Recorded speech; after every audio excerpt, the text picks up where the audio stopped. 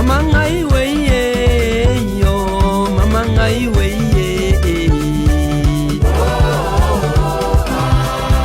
Mama ngai weye, mama ngai weye yo, ngai we kangola ngai we kangola Amogula bamonzenge yo, mbaki mosongola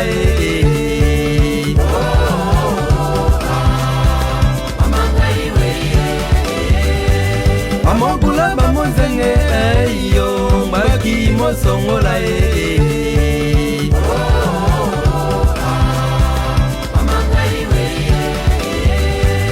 Onge poma tata kobo yo, ano sido digbolo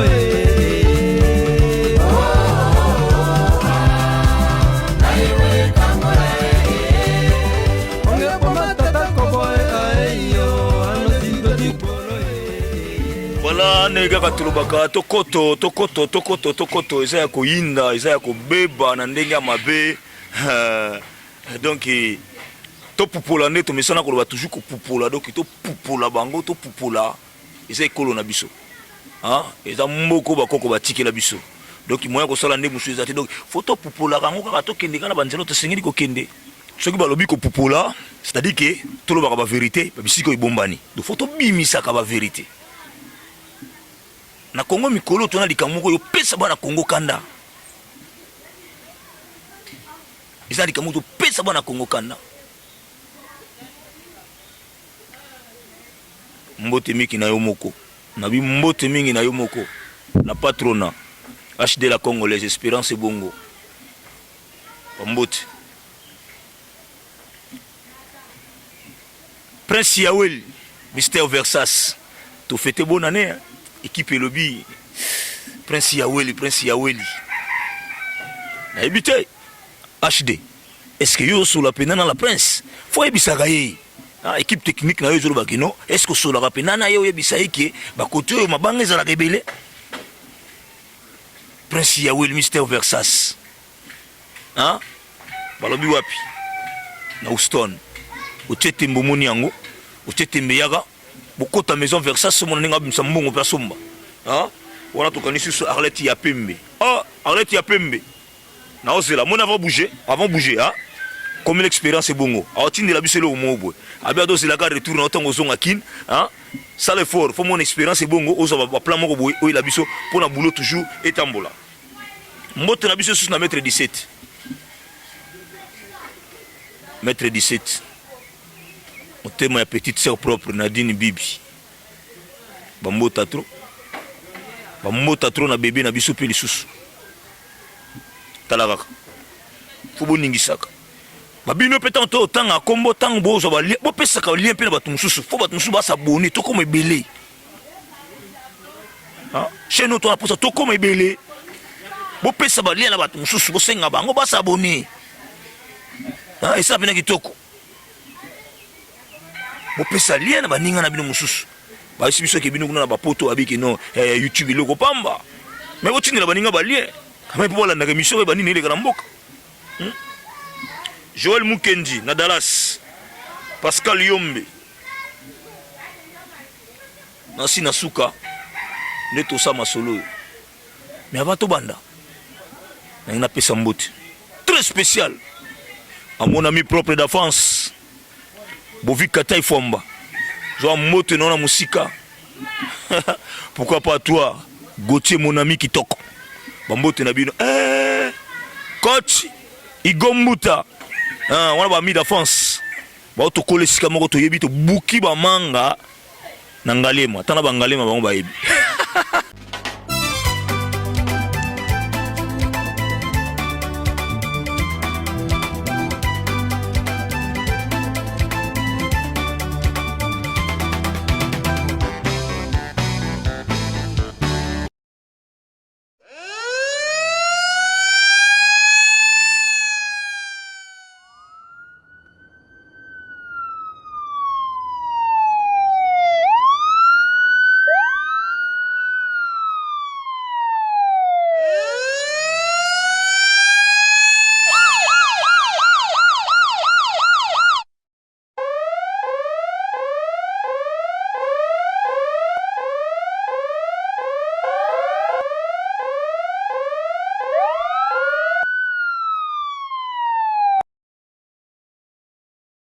ce n'est pas un mensonge. Voilà la preuve. Moi-même, je tiens le café en main. Oui. Voilà. Gorilla, je sais pas quoi. Gorilla's Coffee. Regardez, la carte est bel et bien là. Rosette montre. Oui. La carte est bel et bien là. Ça, c'est une provocation pure et Voilà, simple. fabriqué au Rwanda. Voilà comment ils ont fait le Rwanda. Vous voyez comment ils ont dessiné le Rwanda? Rwanda Farmers Coffee Company. C'est la compagnie qui... Vous voyez? Donc ce n'est pas un mensonge, ça existe bel et bien. Ma soeur et moi, on le tient. Nous sommes ici en Ouganda, précisément à Kampala. Voilà le café. Dans un supermarché de la place. Ouais. Donc preuve. Voilà, les cafés sont là, bien étalés. Gorilla's Coffee. Voilà. Voilà. C'est de la provoque, pure et simple. Moi, j'appelle ça de la provocation. Voilà. Voilà. Oh.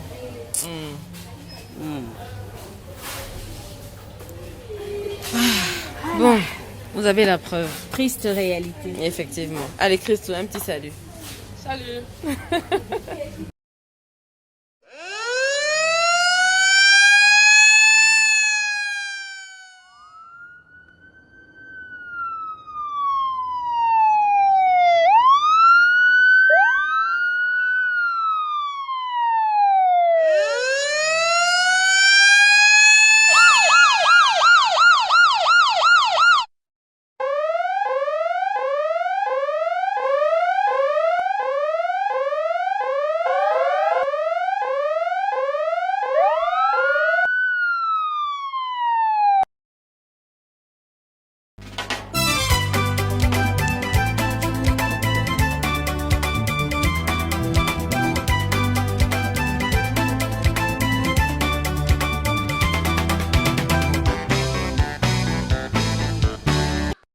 Voilà Wilson et Tatine Chibou.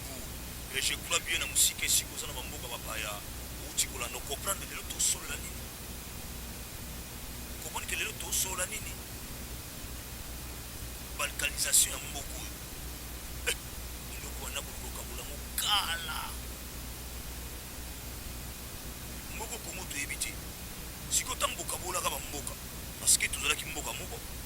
Olimisanga na bandenge koko na biso papa na biso mwana nsemi ndenge aloba Congo Brazzaville na Congo na biso ba Congo na koto kuna ezalaka mboka moko mundelo yo kwasoli okati olobi te koto Congo Brazzaville koto etikali ekoti na RDC lelo tobe ntango bokataka boyebaka te kiboluka culture ya bato bokoko ya bato boboka boye boyebaka te lelo bosali Congo esekomi mboka moko bokoma koluka kolongola ngo ndako mpona nini?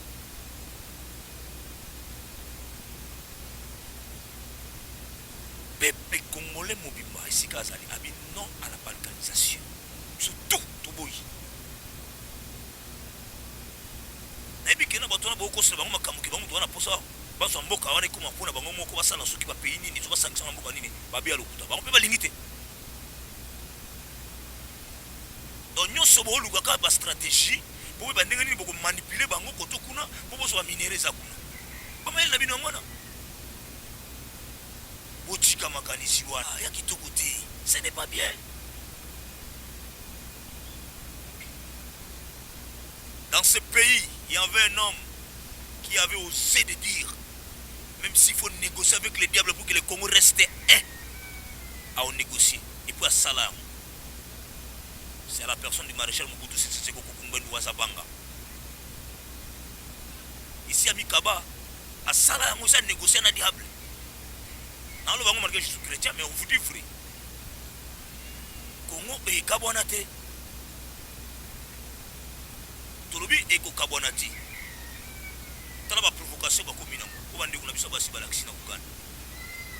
Donc, déjà, on a un café na bango, Karati na bango, ya Rwanda, à côté ici déjà, Nord na Sud Kivu na Kati. Quelle provocation!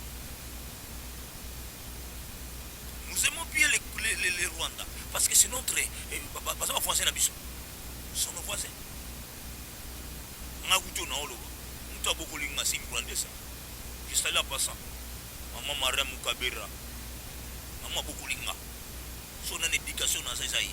Maman na linga ngala la nzalati. C'est une Rwandaise. Na oyina Rwanda te mais politique ne oyo ya ba autorité bozala nango sikoluka conflit entre RDC na Rwanda ndi biso tolingi te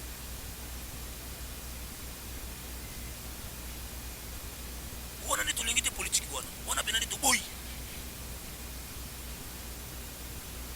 donc bino mpona baintere na bino mo bozoluka bozwa bokoma bamvwambo banini boluka soki otia conflit moko boye congolais akuti rwandais bayinana rwanda akuti congolais bayinana te mama pe poso yebisi bino c'est deux pays échange mpe esa makambo ya minene na afrique alors tolingi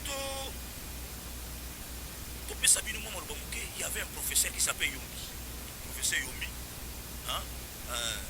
azwaki mwa conseil epai ya badiplomate tolanda quand même professeur ndenge mpe s'exprimaki atiki kutu kopesa cour wameka kosala video wana po biso bacongolais toyoka s'il vous plaît tolobi malamu toza na démocratie nalobi te oyo azoloba eza vrai mais aza mwana mboka soki adeklare eza ndenge président ye moko félix tshisekedi alobaki totika bato bazala libre otika ye ndenge alobi boyoka yo salaka analyse oyo alobi ya solo tolokuta mais ezaka po efungola biso mp4 toleka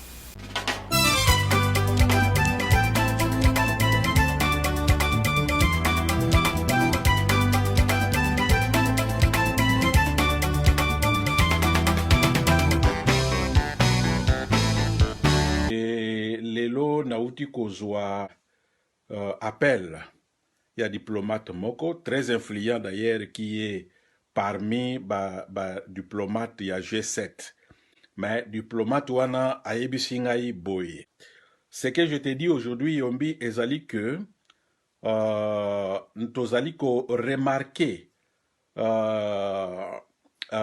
connivence ya gouvernement ya mboka na bino tozali na ba lettre ba document awa y a une partie de votre pays est ya mboka na bino bazali kosenga autodétermination et tomei ko vérifier na ba ambassade na biso ezali na Congo to vérifier avec bato na biso mususu ya MONUSCO o bazali na est ya mboka na bino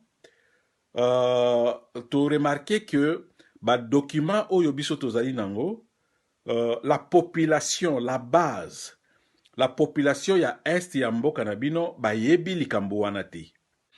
Na niveau politique, toye ko remarquer que il y a de ténors ya mboka na bino oyo bazali bauti na est ya mboka na bino tomoni ke ba signer ba document wana qui demande d'une façon secrète parce que ça d'abord eza plan oyo ezali nan officialité mais bazo travailler sur yango bazali ko senga na ba membre ya o bazali influent ba membre na communauté internationale o bazali influent ba meka ko aider bango pour na autodétermination na bango. Alors to meki un peu ko discuter sur qui réellement bazali signataire ya demande wana et banani bazo supporter yango toye ko remarquer que na kati ya bato wana on voit le directeur ya cabinet ya c'est celui que vous appelez président de la République ya Félix secrètement Vital Kamerhe azali parmi ba leader soi-disant ba leader ya Grand Kivu oyo bazali kotinda batu ba leader mususu pour que basala mouvement wana ya autodétermination. Ce qui vous remarquer que na kati cour pona lekana video oyo mboka na biso ezali na point epanzana.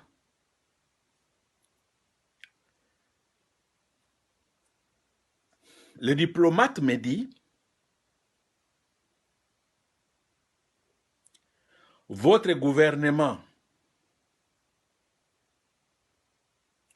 Et remarquez que le conflit na est ya mboka na bino et oumeli pendant longtemps. Votre gouvernement est favorable que la partie où ils sont toujours en conflit.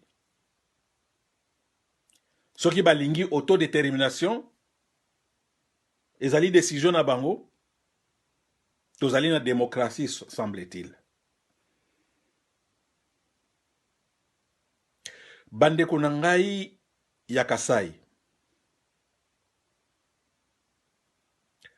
Bandeko IDPS. Bandeko oyo bazo supporter Félix.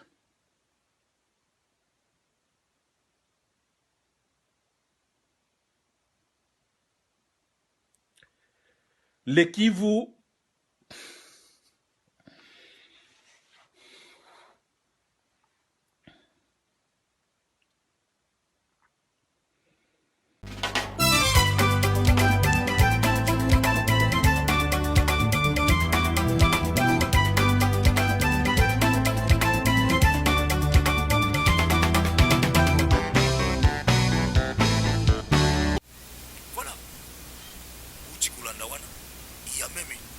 il a même cité une autorité que je ne peux pas citer encore les sous. Est-ce que ce qu'il vient de dire là, est-ce que c'est vrai ou faux? Tu évites. Ils ont dit tout ça la recherche dans le gâteau. Parce que ce qui est commis à l'autorité, quand on a une autorité, qu'on l'a dit ça va baber et tout ça la mabé. Mais ce qui est appelé en Afrique, ils appellent bongo. Tu évites. Je suis tout en abisso kaka. Nous n'avons pas besoin de tout ça au milieu du village.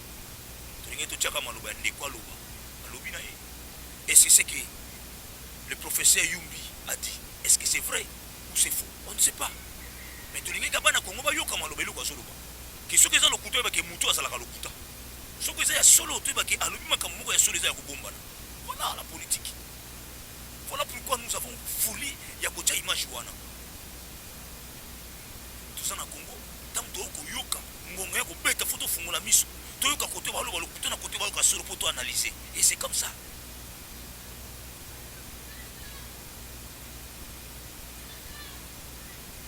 Nos frères et sœurs de Béni, parce là qui béni par le cardinal Fridolin Ambongo,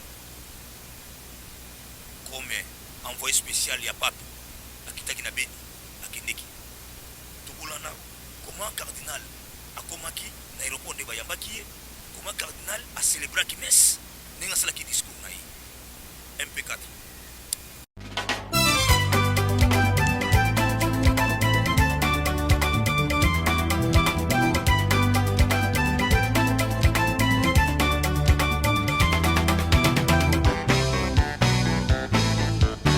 Je suis porteur de messages de paix et de réconfort à la population de Béni, une population victime de massacres. Les propos sont du cardinal Fridolin Ambongo, aussitôt arrivé à Béni, ville où le cardinal a pris la direction de Maïmoya, localité située à plus de 40 km de la ville de Béni, lieu inscrit dans le triangle de la mort. Accueilli et y accompagné par le gouverneur Carline Zanzouka Sivita et l'évêque du diocèse de Butembo Béni, le constat est amer pour le cardinal. Quelques heures après l'échange avec quelques habitants restés dans un village fantôme où les paisibles populations ont été massacrées il y a peu, Maïmoya, Oicha et Mbaou, des localités où les populations ont abandonné leurs maisons et champs.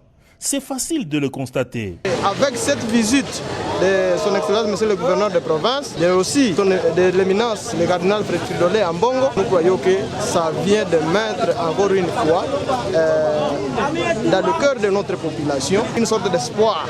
Plus d'une heure d'échange, le cardinal Fridolin Ambongo est porteur de messages d'espoir. Ça provoque chez moi une tristesse et en même temps une sorte de révolte.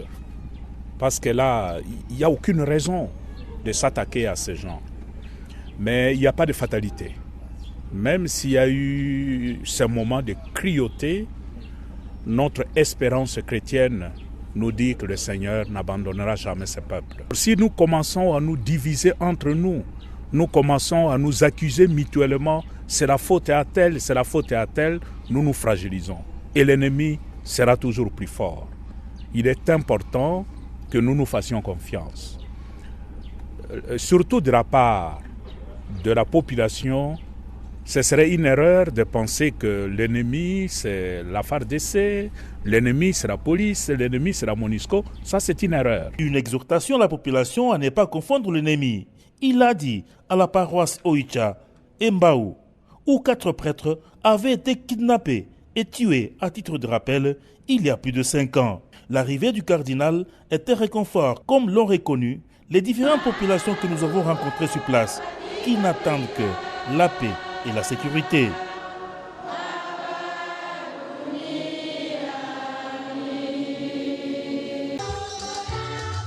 La ville de Béni a vécu un samedi pas comme les autres. Tôt dans la matinée, le chrétien catholique et autres sont allés prier, mais plus écouter le message du cardinal Fridolin Ambongo en séjour à Béni. C'était à la paroisse Sainte-Thérèse d'Avila, à Béniville. L'évêque diocèse de Butembo Béni, dans son mot d'accueil, a présenté les défis d'insécurité, la maladie à virus Ebola, sans oublier l'islamisation radicale dont fait face son diocèse. Monseigneur Mercedek Sikouli a, au nom de ses fidèles, salué la présence de l'envoyé du pape François pour un réconfort spirituel et sécuritaire. Dans son homélie, tirée du livre de Matthieu chapitre 2 verset 14, le cardinal Fridolin Ambongo a fait la similitude du cas de Béni à celui du roi Hérode qui avait massacré les enfants innocents à Bethléem.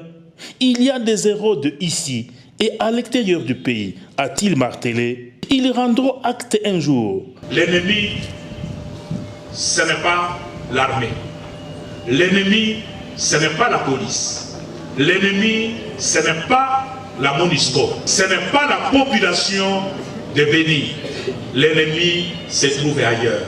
Pendant que nous nous divisons, nous nous querellons entre nous, nous nous faisons la guerre, l'ennemi fait de l'autre côté. Le gouverneur du Nord Kivu, Karlin Danzuka Sivita, est l'homme le plus heureux. Il appelle d'autres confessions à emboîter les pas dans cette lutte commune contre l'ennemi. Votre présence à nos côtés apporte encore plus de crédit et d'autorité au témoignage sur la souffrance des habitants de Béni, victimes des crimes les plus odieux depuis plusieurs années déjà. La présence du cardinal Fridolin Ambongo à Béni est plus salutaire. C'était avant de présenter les élus du peuple conviés à cette messe de paix. Message salué par la population qui n'attendent que la paix. Les mortiers, non. Mais il y a de ces gens-là que nous appelons les réfractaires qui leur servent de pisteurs. C'est ce qui fait qu'ils peuvent s'approcher facilement dans les villages. Et les services de sécurité ne sauront pas réellement les appréhender parce qu'ils sont accompagnés. Parce que quand ils opèrent, lorsque les militaires se redéploient, des fois ils passent entre deux positions de militaires. Comment l'ennemi qui vient de l'extérieur, un étranger, ainsi que ici il y a une position militaire, ici il y a une position de la police, ici il y a une position militaire. C'est qu'il est servi par quelqu'un. Et c'est ce que nous disons, l'effort qui est en train d'être fait pour que nous soyons unis, pour qu'on puisse trouver une solution. Mon général, savoir quel commentaire vous pouvez faire par rapport à tous les rapports que nous recevons à Kinshasa de la part du chef d'état-major, de la part du ministre de la Défense. Ils nous disent qu'ils sont satisfaits de la collaboration de la population d'une manière générale. Bien sûr qu'il y a quelques cas il y a quelques bandits, tout ça, mais d'une manière générale, la population collabore avec l'armée. Exactement, la population collabore, mais ce n'est pas toute la population, parce que ces gens-là, nous parlons des réfractaires, c'est aussi notre population. Si nous pouvons parler en termes de pourcentage, c'est que si nous parlons de 90%, c'est qu'il y a un 10% qui reste et qui nous crée toujours des problèmes. L'idéal, c'est qu'il n'y ait même pas les 10% pour qu'on arrive à l'état final recherché. Nous tenons à nous exprimer parce qu'il ne faudrait pas que le Cameroun rentre avec la perception que les choses ne marchent pas ou on n'avance pas parce que la population est complice de l'ennemi. C'est ça que nous ne voulons pas comme perception.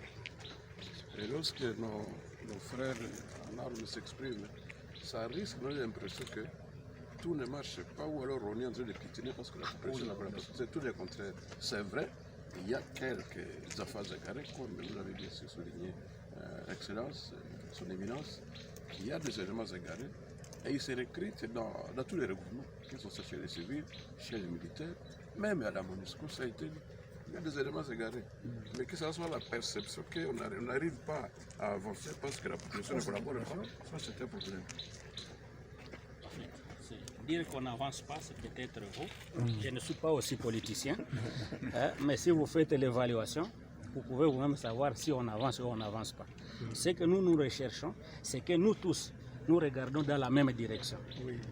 Même les 1% qui restent, que ce soit MONUSCO, armée ou population, que nous tous nous regardons dans la même direction. Je crois que c'est l'essentiel. Aussi, les renseignements doivent aussi aider la population à dénicher ces 1%-là. Moi, j'insiste sur les renseignements militaires. À un moment comme celui-ci, ces services doivent être aussi vraiment le plus aguerris possible. Il n'y a pas de guerre qu'on gagne sans renseignement. Donc là, vraiment, j'insiste, je parle comme justice et paix, que les renseignements aillent dans ces 1% là pour dire vous avez caché quelqu'un ici et que ça nous aide à finir ces 1% là. Donc là, on va travailler tous ensemble en convergence. Si je peux me répéter, quand le bourgmestre est là, pour le chef du quartier, nous venons d'arrêter 3 bandits en fait, cette période ici, avec la collaboration de la population. Mais ces bandits-là, ce sont nos enfants. Mais la population a quand même participé pour qu'on y arrive. C'est ce que j'ai dit, regardez dans la même direction. Le CCO, on a créé un CCO pour collaborer avec les chefs de quartier, les chefs de cellules, tout le monde. Ils sont présents. C'est eux qui nous appellent pour nous dire qu'on est dans l'insécurité, on a vu des suspects. On a déjà créé l'insécurité que vous dites est déjà là. Le service de renseignement a créé un CCO pour être sûr de tout ce qui se passe. Dans chaque quartier, nous avons donné même, il y a un téléphone, il y a un moyen de communication, on nous appelle à tout moment. Les maires peuvent les témoigner, il est membre.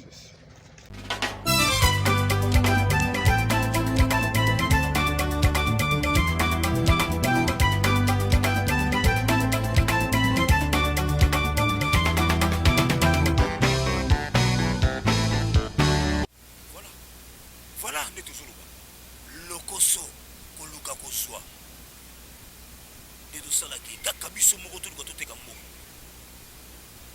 mpo na bozwi na yo bamonaki yo oza na bozwi yo tongi baimmeuble yo osomba biloko ya boye nde tozoka baeste mitema mabe eza na bato mosusu te biso moko kaudina azokebisa biso tozala na ekenge bakoya koyinisa biso la polisi oza pembeni na yo oyina la polisi zokosala mosala malamu wana bastratégie na bango akoluka bokoma baennemi ya FARDC mpo bolembisa FARDC nyonso wana bastratégie na bango tozala ya kokeba baorganisation nyonso toza nango baclub banini tusa tose sensibilize toyebisa bandeko bokeba baokosela bino si la polisi na FARDC baokosa FARDC loko makasi FARDC loko makasi komoi ndenge adécouvrir ndenge akende ti kodécouvrir boyokisa ngono ake komona esika babombaka biloko na bango esika bapréparaki je parle l'attaque un enfant militaire n'est-ce pas mon grand frère John Lubengu hein?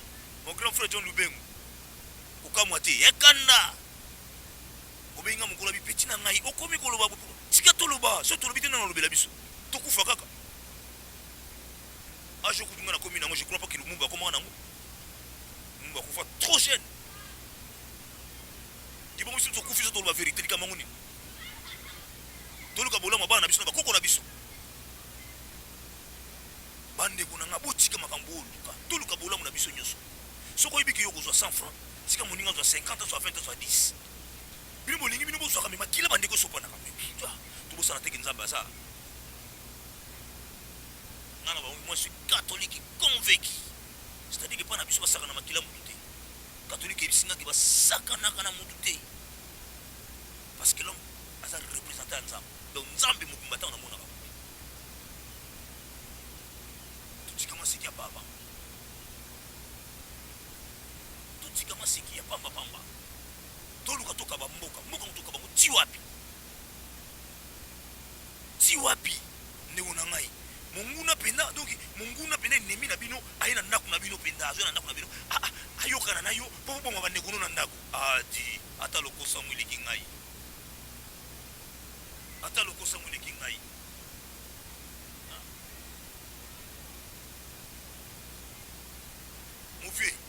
Jean-Luc Mundunga. Oh, yo kale kinenga holo. Tala biloko ako. Tolo ba utolo bati.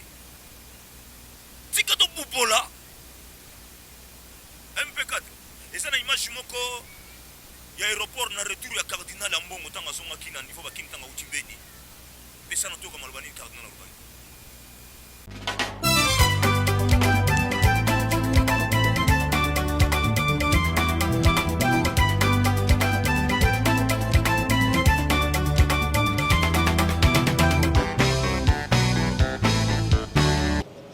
Le peuple de cette partie de notre pays souffre. Et souffre non pas parce qu'il ait commis une faute, mais souffre de la barbarie d'un groupe qui est manipulé par des mains invisibles et pour quelle finalité nous n'arrivons pas encore à comprendre. Donc, la première chose qui m'a frappé, c'est la souffrance de ce peuple. Vous sentez dans la population comme un vent de terreur, un peuple terrorisé par un ennemi invisible qui poursuit quelle finalité, on ne sait pas. Mais avec le temps que j'ai passé en regardant, en écoutant, en échangeant avec les uns et les autres, j'ai la nette impression qu'il y a un projet. Et le projet, c'est la balkanisation de notre pays. Je crois qu'il ne faut pas se voiler la face. Il y a une volonté de mettre notre pays à genoux et de prendre un morceau de ce pays. Je crois depuis Bunia, en passant par Beni Butembo Goma, jusqu'au plateau de Fizi. Il y a un projet. Est-ce que ce projet va se réaliser? Je crois que tout dépend de nous, peuple congolais. Ça dépend de nous. L'erreur que nous commettrions dans le contexte actuel, c'est de nous quereller entre nous. Et là, je l'ai dit, répété plusieurs fois, partout où je suis passé, il y a notre force armée qui est en première ligne. Il y a des militaires qui sont morts pendant que j'étais là. Je crois qu'il faut beaucoup de considération pour nos soldats. Il y a de faiblesses. Certainement, dans cette armée, il y a des choses à corriger. Et je crois la grande responsabilité, c'est d'abord aux autorités du pays, au niveau de Kinshasa. Parce que l'armée est composée des hommes. Et ces hommes, il faut les prendre en charge. Il faut leur donner de moyens conséquents pour assumer leur mission. Et en même temps, nous savons aussi que notre armée est un peu comme infiltrée. Il faut mettre de l'ordre aussi dans cette armée pour que la population puisse s'identifier à l'armée. Autrement, il y a une sorte de manque de confiance entre d'un côté la population et son armée, et ça c'est dangereux. Il y a aussi un peu comme défi à relever, c'est aussi de la part des leaders politiques. J'ai eu à échanger avec ces leaders. Ce n'est pas bon qu'on pointe tout le temps de doigts l'armée, la police ou la MONUSCO comme si notre malheur venait de ces gens. En fait, la stratégie de balkanisation passe par là. On veut nous opposer.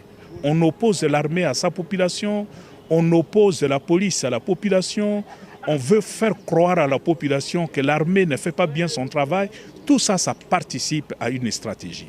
C'est pourquoi je dis nous devons rester très prudents, nous devons rester vigilants. Il y a des choses à corriger, que ce soit de la part de l'armée, de la police et de la MONUSCO. Il faut corriger, mais nous ne devons pas nous faire la guerre entre nous en nous fragilisant, en laissant libre chemin à celui qui a planifié déjà le plan de balkanisation de notre pays.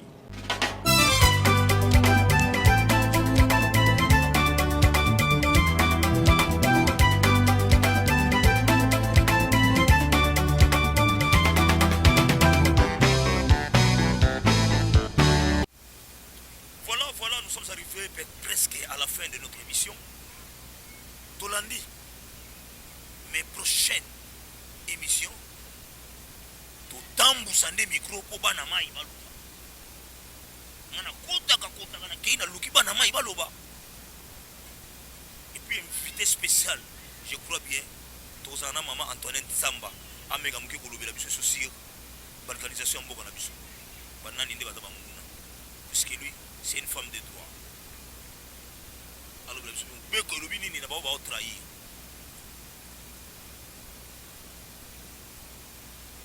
Na be mission mususu ko ya to ko to ba nana te kamboka e ba nana nani.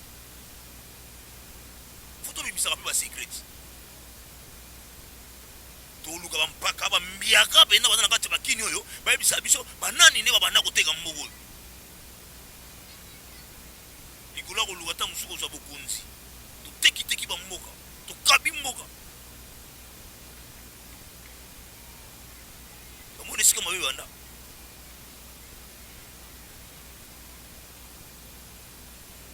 Salut à vous, Mote Mingi. Nayo ndeko na ngai trésor mbenga, sige siko sali na busani yote. Ah. Mama ya Léonie, Ekuchu. Apesi mote pa na yo tonto Dej, Derek Amani. Mote mama Marie-Claire Yanganda, abiso wa mbote.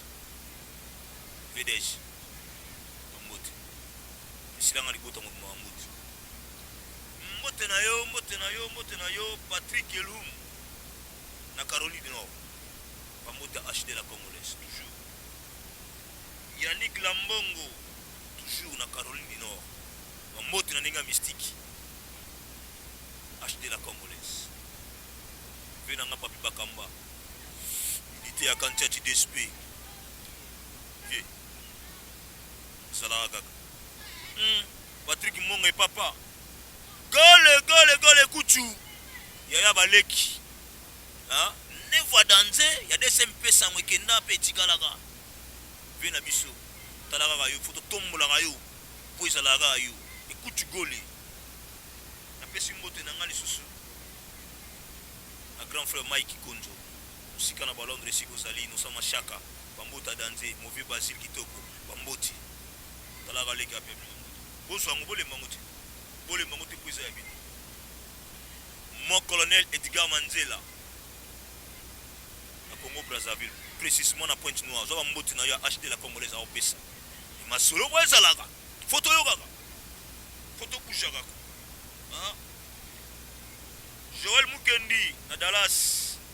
Mboti na yo Pascal Yombe na Portland. Mboti na bino na ninga danser. Sans oublier na oloba toujours. Arlette ya Pembe, ba retour faut beta ba côté wana. Espérance azo sela yo. Pour ce moment bilo mo boy o memela biso pour ba monsieur qui na toujours liboso. Zonga te sur l'équipe kunate in américaine au Congo nana boya yo na minute on na olo ya free Arlette ya Pembe ba kota ba nord atambola aleke États-Unis à côté France atambola ndé ko bossa na te les cas de la biso biloko pour monsieur qui est toujours bosso.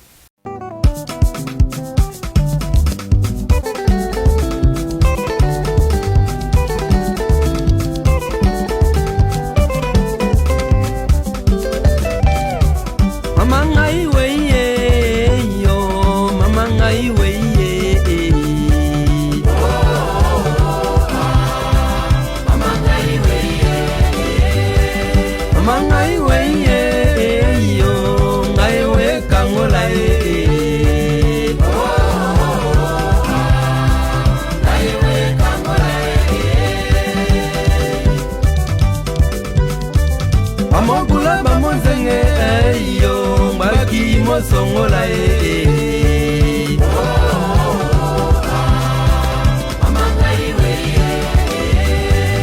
Amogula bamonzenge yo mbaki mosongola